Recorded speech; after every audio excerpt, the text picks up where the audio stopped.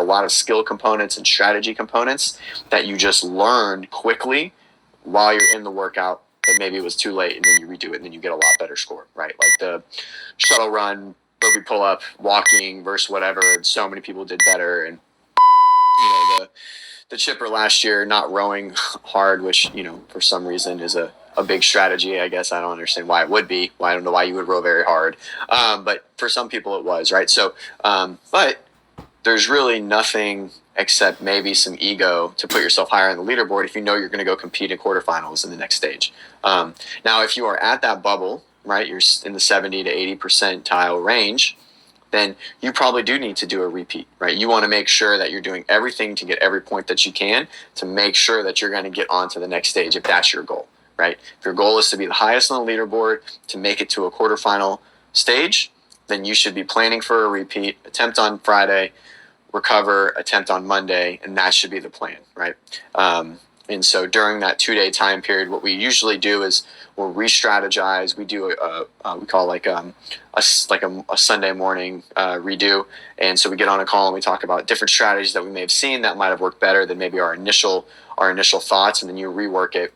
Maybe you make a little practice on Saturday to work on strategy or work on some technique, like maybe barbell cycling or something like that, and then you retest it on Monday. And you will almost, if you take a test and then you take that same test again in a week, you're probably going to do a lot better, right? Just because you know the questions. So same thing.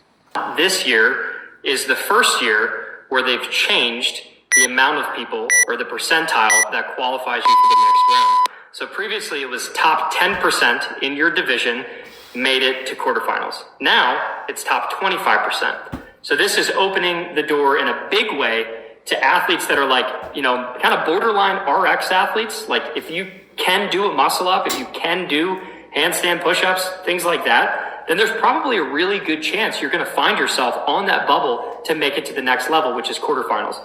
In the next podcast, we're actually going to get into the details of how valuable some of these skills are and what skills will help you move to that quarterfinal level. But I just wanted to mention to everyone that this year is different. So it's really cool. There's a lot more opportunity for athletes to make it to quarterfinals. So many more people will be on that bubble. So that means a lot of people will probably want to retest. Like CJ said, if you're in that 70 to, whatever, if you're in the, top 30%, right? 30 to 25%, like somewhere around there, or 30 to 20% really. It's like you need to probably be retesting because it's going to be really easy with so many people gunning to bump you out of that top 25%. It's going to be easy to move out, but it'll also be just as easy to move in. So CJ mentioned that we have a redo call. And that, just to be clear, that is something that we have inside of our WOD Prep online programming. So if you join WOD Prep programming, you actually get access to a bunch of extra strategy. If you follow WOD Prep, or maybe you're new around here, we kind of crush the open. We release a lot of content during the open, and most of that content is completely free. You don't have to pay a dime to get any of it, just your email address, really.